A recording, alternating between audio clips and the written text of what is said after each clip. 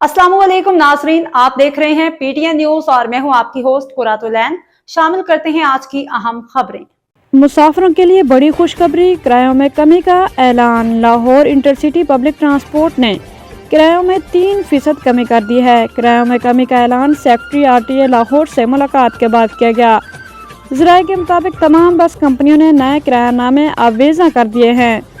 किरायों में कमी के बाद मुख्तलिफ शहरों के लिए नए किराए मुकर्रर कर दिए गए हैं, जिसके बाद कराची का किराया 5,150 रुपये से कम करके 4,950 रुपये कर दिया गया है, जबकि हैदराबाद का किराया 4,800 रुपये से कम होकर 4,600 रुपये हो गया है।